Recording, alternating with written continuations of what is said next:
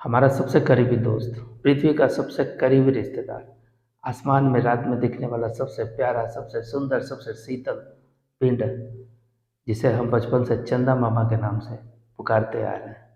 आज का यह वीडियो उन्हीं के ऊपर बना है। नमस्कार, मैं ललित रंजन टेक्नोसिस इन्फोटेक के इस यूट्यूब चैनल पर आपका हार्दिक स्वागत करता हूँ, अभिनंदन करता हूँ। आज के इस वीडियो में हम चंद्रमा के ऊपर बात करेंगे। चंद्रमा, जिन्हें और भी कई नामों से जाना जाता है, जिन्हें हम नक्षत्रपति, चांद, चंद्रमा, द मून, सोम तथा अन्य कई नामों से जानते हैं, जिन्हें माना जाता है कि वो अत्रि के पुत्र और माता अनसुईया के लाडले थे। दुर्वासा तथा दत्तात्रेय जिनके सहोदर माने गए, चंद्रमा जिनकी पत्नी रोहिणी एवं अन्य 26 नक्षत्र हैं, बुध जिनका पुत्र है, ऐसे चंद्रमा के बारे में आज का यह वीडियो हमने बनाया है। आशा है आपको अच्छा लगेगा। अच्छा लगे आगे बढ़ाएं, औरों को भी इसकी जानकारी दें। कुछ कमी हो हमें कमेंट्स में बताएं, अगले वीडियो में उसको सुधारा जाएगा। शुरू करते हैं आज का यह वीडियो। चंद्रमा पृथ्वी से लगभग 3,84,000 किलोमीटर की दूरी पर है। पृथ्वी से इसकी दूरी लगभग 3,84,000 किलोमीटर है, जिसकी त्रिज्या लगभग 1737 किलोमीटर के अराउंड है। 1737 किलोमीटर जिसकी त्रिज्या है, जबकि इसकी परिधि 10,921 किलोमीटर है। यह 27 दिनों में खुद भी एक चक्कर घूम जाता है, जबकि लगभग उतने ही समय में पृथ्वी की भी एक पूरी परिक्रमा को पूरी करता है। ऐसा करने में उसे 27 दिन और 11 घंटे का समय लगता है, लगभग 28 दिन। पृथ्वी के सापेक्ष उसका ग्रेविटेशन, उसका गुरुत्वाकर्षण सिर्फ 1/6 भाग है, जो कि 1.6 मीटर प्रति सेकंड स्क्वायर है, जबकि उसका वॉल्यूम 2.19 इंटू 10⁻10 के अराउंड माना जाता है।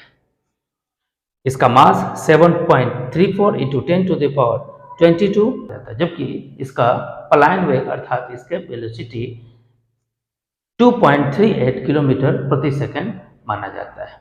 अगर इसे प्रति घंटे के हिसाब से गणना करें तो 8600 किलोमीटर प्रति घंटा होगा। 8600 किलोमीटर प्रति घंटा होगा। अभी पृथ्वी के जैसे ही अपने अक्ष पे झुका हुआ है, जिसका कोण 5.14 डिग्री के करीब है। यह पृथ्वी से रात में काफी सुंदर दिखता है। ऐसे तो इसे हम अपने नग्न आंखों से भी देख सकते हैं, लेकिन यह दूरबीन से और भी सुंदर दिखता है। ऐतिहासिक परिप्रेक्ष्य में अगर देखें तो हमारे वेद वेदांतों में तो इसके बारे में बहुतों सारे वर्णन मिलेंगे आपको। वैदिक युग से हमारे महादेव के शीश की शोभा बढ़ा रहे हैं चंद्रदेव। चंद्रमा इस पूरे सौर मंडल का 5वां सबसे बड़ा उपग्रह है। बृहस्पति के 4 उपग्रह के बाद चंद्रमा का ही नंबर आता है। चंद्रमा के उत्पत्ति से संबंधित बहुत सारे सिद्धांत हैं, जिनमें चंद्रमा की उत्पत्ति के बारे में बताया गया है। एक सिद्धांत के अनुसार मंगल के बराबर का कोई एक ग्रह पृथ्वी से टकराया और पृथ्वी के कुछ भाग को तोड़ करके अंतरिक्ष में लेकर के चला गया। कालांतर में उसके ग्रेविटेशन के कारण सारे के सारे जो टुकड़े थे आपस में इकट्ठे हुए और पृथ्वी के ग्रेविटेशन के कारण पृथ्वी की परिक्रमा करने लगे। पृथ्वी की परिक्रमा करने से एक पृथ्वी का उपग्रह बना जो चंद्रमा है। दूसरे सिद्धांत के अनुसार पृथ्वी के साथ ही चंद्रमा का निर्माण हुआ। सौरमंडल का एक भाग था और जैसे जैसे पृथ्वी बना, पृथ्वी का ही एक भाग इसके गैसियस स्ट्रक्चर के कारण फूल करके इससे टूट करके अलग हुआ और कालांतर में पृथ्वी के ग्रेविटेशन के कारण इसकी चक्कर करने लगा, इसका चक्कर लगने लगा। कालांतर में पृथ्वी के ग्रेविटेशन के कारण इसका चक्कर लगाने लगा, इसकी परिक्रमा करने लगा और चंद्रमा का निर्माण हुआ। चंद्रमा के निर्माण का जो तीसरा थ्योरी कहता है, इसके अनुसार आरंभ में चंद्रमा एक ग्रह था जो पृथ्वी के गुरुत्वाकर्षण के कारण पृथ्वी के नजदीक चला आया और पृथ्वी का चक्कर लगाया। इस प्रकार से कहें तो चंद्रमा का अस्तित्व आया। लेकिन ये सारे के सारे थ्योरीज है, सिद्धांत है, स्पष्ट रूप से किसी नतीजे तक अभी तक नहीं पहुंचा जा सकता है। भविष्य में अगर इसके बारे में पहुंचेंगे तो फिर देखा जाएगा। लेकिन एक बात तो यह है कि चंद्रमा पृथ्वी पर होने वाले बहुत से एटमॉस्फेरिक घटनाओं के लिए सीधे तौर पर जवाबदेह है, जिम्मेदार है। जिसमें एक सबसे बड़ी घटना है समुद्र में आने वाले ज्वार और भाटा, टाइडल इफेक्ट्स। पृथ्वी पे जितने भी टाइड्स आते हैं उसके लिए चंद्रमा पूरी तरह से जिम्मेदार है। चंद्रमा का जो ग्रेविटेशनल इफेक्ट्स है वो यहाँ के समुद्र के जल को अपनी तरफ आकर्षित करता है, खींचता है।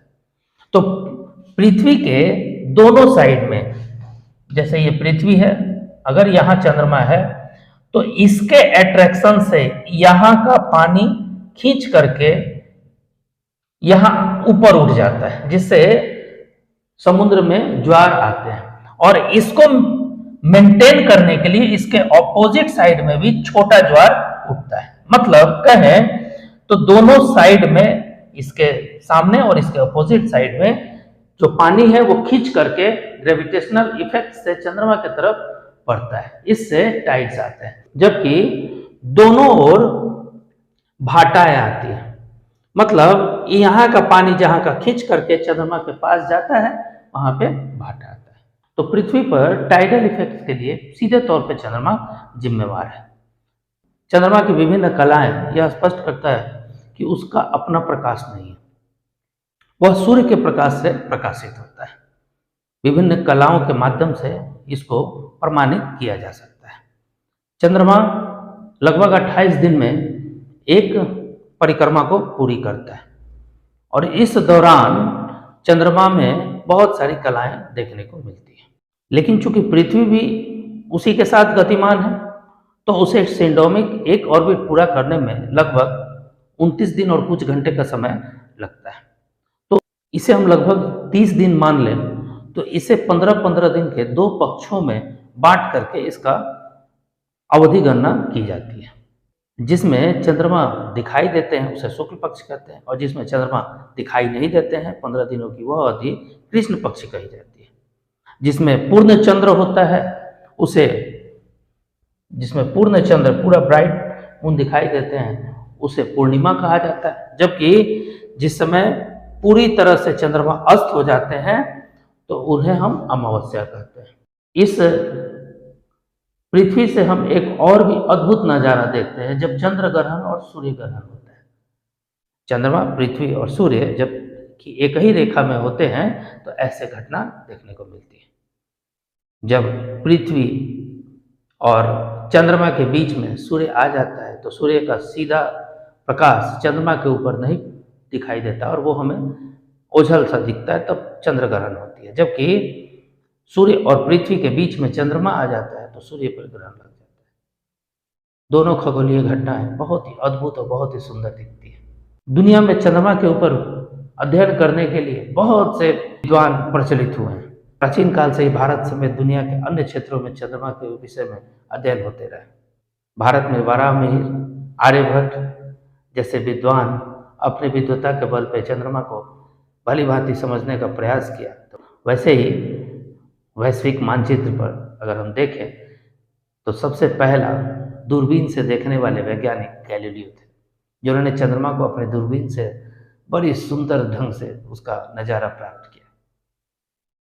बाद में अन्य वैज्ञानिकों ने उसके ऊपर विभिन्न तरह के शोध प्रस्तुत किए। अपने अध्ययन में उन्होंने उसके बारे में बहुत सारी चीज़ों का उल्लेख किया, बताया उनके बारे में। न्यूटन ने अपने पुस्तक प्रिंसिपिया में भी चांद के बारे में बहुत सारी बातें बताई। जबकि रिसोली वो पहले ऐसे साइंटिस्ट थे जिन्होंने एग्जैक्ट मैप बना करके चंद्रमा को बताया। उन्होंने अपने मैप में चंद्रमा के विभिन्न क्रेटर्स, उनके गड्ढों, उनके पर्वत, उनके पठारों के बारे में भी उन्होंने जिक्र किया। तो वैश्विक दृष्टिकोण से देखें तो चंद्रमा हमेशा से ही भारतीय एवं विश्व के अन्य देशों के वैज्ञानिकों के लिए, विद्वानों के लिए एक कौतूहल का विषय रहा है। इस पे बहुत सारे अभियान समय समय पे होते रहे। आधुनिक काल की बात करें तो सोवियत संघ का सबसे पहला स्पेसक्राफ्ट लूना चंद्रमा की कक्षा के चक्कर लगा करके लौटा था। अपोलो अभियान जो 1961 से लगातार अपने काम को अंजाम देता रहा और 1975 के कई सारे स्पेस शटल्स चंद्रमा के तब गए। उसमें से सबसे पहली सफलता 1969 में अपोलो 11 को मिली थी, जिसमें बैठे अंतरिक्ष यात्री नील आर्मस्ट्रॉन्ग को लेकर के चंद्रमा पे सबसे पहले उतरा। इस तरह से अगर हम देखें तो सबसे पहले ऐसे वैज्ञानिक जो चंद्रमा पर उतरे थे वो थे नील आर्मस्ट्रॉन्ग, जो अपोलो 11 नामक स्पेस शटल से वहाँ उतरे थे। उसके बाद से कई सारे स्पेस शटल्स वहाँ उतरे गए। भारत के सबसे पहले ऐसे वैज्ञानिक राकेश शर्मा थे, जो एयरफोर्स के पायलट थे और वो सबसे पहले चंद्रमा पर उतरने वाले भारतीय थे। जबकि यूजिन कर्नान सबसे आखिरी चंद्रमा पर उतरने वाले वैज्ञानिक हैं। वह अपोलो 17 से वहाँ गए थे। Selenology, the study of moon is called selenology. चंद्रमा के बारे में जो हम अध्ययन करते हैं उसके बारे में हम सेलेनोलॉजी में पढ़ते हैं। हमें चंद्रमा का सिर्फ 60% ही हिस्सा दिखाई देता है, कभी कभी तो वो सिर्फ 50% ही हिस्सा दिखाई देता है। उसके का प्रमुख कारण यह है कि चंद्रमा जितने समय में वो अपने अक्ष पे घूमती है उतने ही समय में वो पृथ्वी की परिक्रमा करती है, इसलिए वो उसका हम लगभग आधा ही हिस्सा देख पाते हैं। एक बात यह भी है कि चंद्रमा की दूरी पृथ्वी से लगातार बढ़ रही है। वह प्रति वर्ष लगभग 3.78 सेंटीमीटर हमसे दूर जा रहा है, लेकिन घबराने की बात नहीं है। इस रफ्तार से अगर दूर जाए तो लगभग 50 अरब वर्ष में वो अपने, अगर इस रफ्तार से वह हमसे दूर भी जा रहा है तो लगभग 50 अरब साल में उसे अपना एक कक्षा मिल जाएगा। लेकिन तब वह 27 दिन में नहीं बल्कि 47 दिन में पृथ्वी के परिक्रमा पूरी करेगा। पृथ्वी पे तब ज्वार भाटा टाइडल इफेक्ट्स भी नहीं आएंगे, क्योंकि वो हमसे काफ़ी दूर जा चुका होगा और उसका ग्रेविटेशनल इफेक्ट पृथ्वी को उतना ज़्यादा प्रभावित नहीं कर पाएगा। पृथ्वी पर भी जो दिन रात 24 घंटे का होता है, जब चंद्रमा हमसे काफ़ी दूर होगी ऐसे परिस्थिति में यह 240 घंटे का दिन और रात होगा। है ना मज़ेदार बात। उस समय हम पृथ्वी से पूर्ण सूर्य ग्रहण और चंद्र ग्रहण का अद्भुत नज़ारा भी देखना खो देंगे, क्योंकि काफ़ी दूर से वो इतना ज़्यादा इफेक्ट नहीं कर पाएगा। पृथ्वी पे तब क्या होगा, सोचने वाली विषय है, क्योंकि पृथ्वी पे जो हमारा एटमॉस्फेयर है उसको बनाए रखने में कहीं ना कहीं चंद्रमा का भी अपना एक अहम रोल है। ज्योतिष शास्त्र की अगर हम बात करें तो एस्ट्रोनॉमी में चंद्रमा को बहुत ही उत्तम दर्जा दिया गया है। चंद्रमा पृथ्वी की एक परिक्रमा करने में लगभग 28 दिनों का समय लेता है। इसे 360 डिग्री घूमने में लगभग 28 दिनों का समय लगा। ऐसे में इसे 12 राशियों और 27 नक्षत्रों में बांट करके हम अध्ययन करते हैं। चंद्रमा अपने आप में काफ़ी शुभ ग्रह माना जाता है। चंद्रमा शीतलता के देवता माने जाते हैं। चंद्रमा के लिए एक दिन निर्धारित है जिसे सोमवार कहा जाता है। इनका हथियार काफ़ी कमज़ोर रस्सी माना जाता है, जबकि दूसरे देवता के हथियार बहुत बड़े बड़े विशाल होते हैं, जबकि इनका हथियार रस्सी माना गया है। इनका रंग हल्का सफ़ेद होता है। चंद्रमा की पूरी दूरी तय करने में लगभग 5 दिनों का समय लगता है। अपोलो को भी वहाँ पहुँचने में लगभग इतना ही समय लगा था। हो सकता है कि भविष्य में और भी तेज गति से उड़ने वाले वहाँ और भी तेज गति से उड़ने वाले स्पेसक्राफ्ट बनाए जाएं, जिससे हम और भी जल्दी उड़ सकें। या हो सकता है कि जिस प्रकार तेज चलने के लिए धरती पे बुलेट ट्रेन चलाई जा रही है, उसी तरह से चंद्रमा पे पहुंचने के लिए कोई बुलेट क्राफ्ट बनाई जाए। हम चंद्रमा पे रोज आ जा सके, पिकनिक मनाने जाएं, छुट्टियां मनाने जाएं, या हो सकता है कि चंद्रमा पे हम जा करके अपना घर भी बसा लें, बस भी जाएं।